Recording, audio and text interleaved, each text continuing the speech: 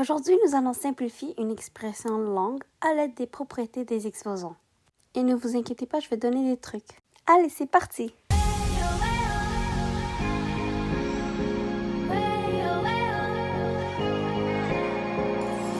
Lorsque vous regardez une longue expression comme celui-là, il faut penser à les propriétés des exposants. Mon premier truc, c'est de voir s'il y a des termes qui sont pareils. Qu'est-ce que je veux dire par là? C'est qu'on surligne les termes pareils en haut et en bas, donc au numérateur et au dénominateur. Par exemple, ici, il y a Y et Y. Il y a aussi 1 moins X qui est la même que ici, 1 moins X. Donc ça, on va surligner. Mon deuxième truc, c'est de simplifier les parenthèses qui sont les plus intérieures. Dans ce cas, ce serait 1 moins X. Mon troisième truc, c'est d'utiliser différentes couleurs pour surligner les parenthèses.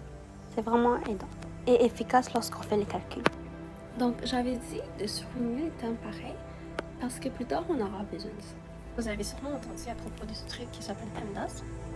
Donc, le P représente pour parenthèse, le E pour exposant. Donc, je vais juste mettre comme ça. M pour multiplication. Je vais écrire multiplication. D pour division. A pour addition et S pour soustraction. Donc ça, il faut respecter par ordre. Donc moi, je vois ici qu'il y a l'exposant 2. Donc, oui, on pourrait distribuer le 4 à Y, mais tout d'abord, le 2 vient avant le 4. Pourquoi? Parce que ça, c'est une multiplication. Et ça, c'est un exposant. Donc, nous, dans la règle de PEMDAS, il y a l'exposant qui vient avant la multiplication. Donc, avant même de faire la multiplication, donc de séparer le 4 à Y, il faut distribuer l'exposant. Donc, le 2, ça serait exposant ici, et un Y. Donc, maintenant, on peut distribuer le 4 à la parenthèse turquoise.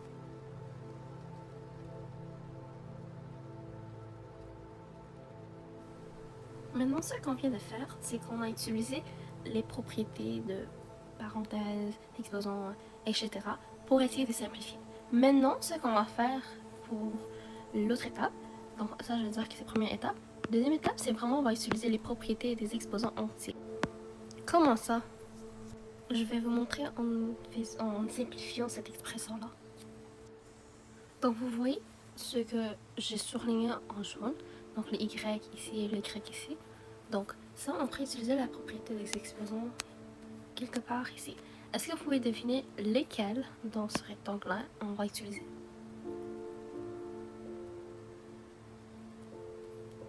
Oui, c'est celui-là. Si ça vous dérange ou si ça vous mélangez que ça c'est Y et ça c'est Y, donc c'est différent, vous pouvez toujours remplacer les variables par l'alphabet A, si vous voulez. Donc, on va soustraire. Je vais montrer ici. Donc, Y2 moins 2. D'où vient le 2? Ce sont les exposants. Donc, celui-là, c'est celui-là.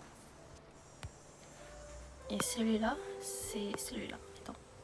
Donc, on va soustraire les exposants parce qu'ils ont la même variable ici.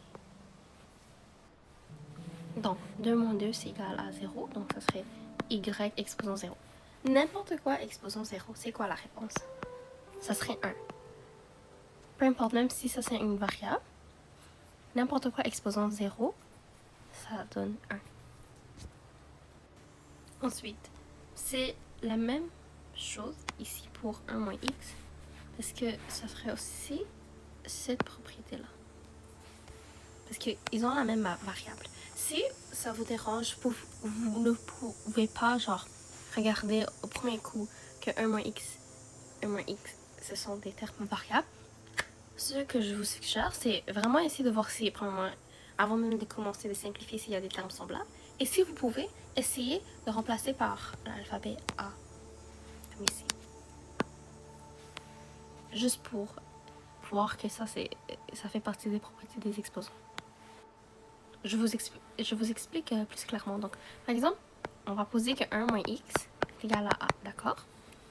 Genre, ça veut dire que ça, donc ce serait A exposant 2 sur A exposant 4. Donc maintenant, on va faire ça, c'est quoi ça là? C'est celui-là. Vous voyez? 2 moins 4 est égal à moins 2. D'accord?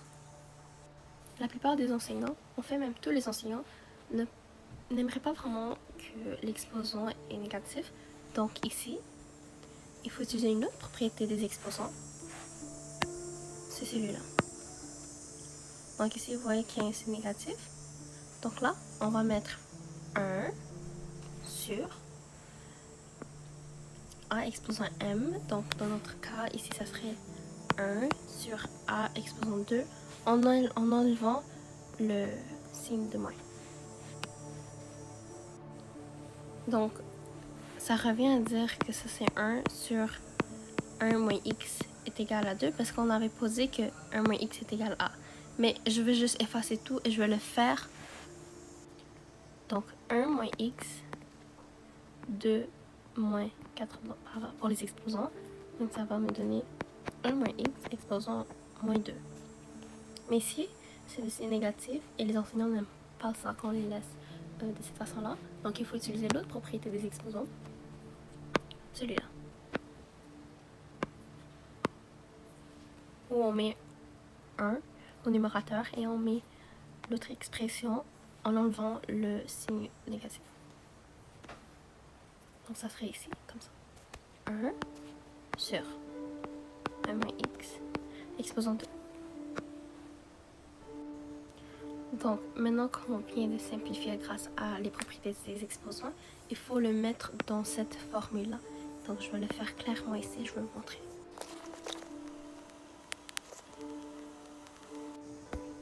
Donc 4 fois 1, le 1 ici, c'est celui qu'on avait dit ici. Donc c'est y exposant 0 c'est égal à 1.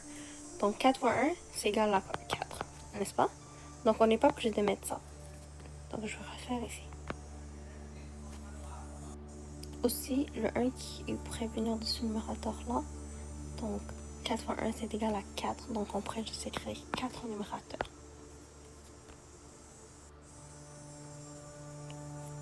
Donc ensuite, ce serait Z. Il n'y a pas d'Y, donc pas d'Y. Pourquoi? Parce que on vient de mettre... C'est comme s'il y avait Y ici, d'accord? Donc on a utilisé ce Y là, ici, d'accord? Donc il n'y aura pas d'Y.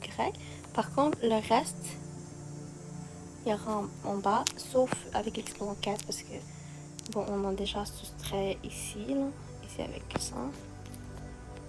Je vais vous expliquer plus clairement. Donc ici, il n'y a pas d'Y, c'est ça que je voulais dire.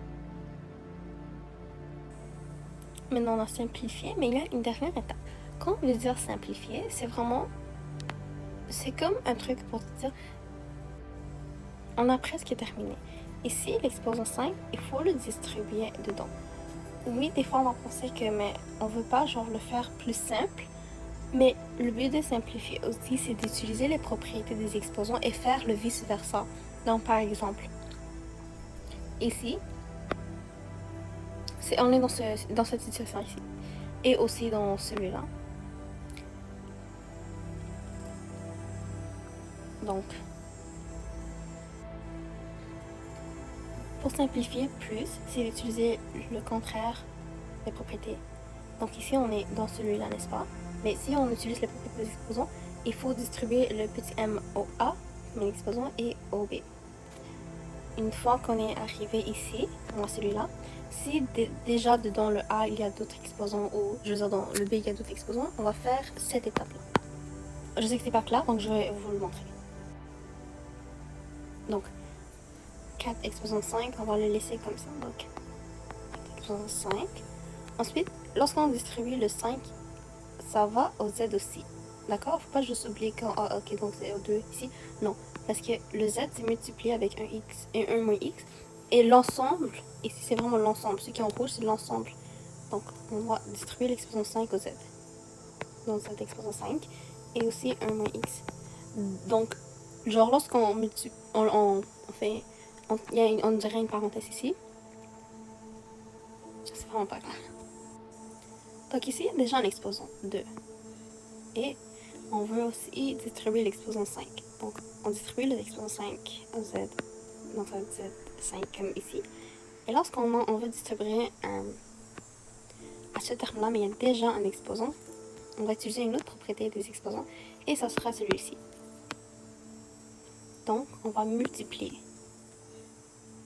Donc, dans ce cas-là, 2 fois 5 est égal à 10.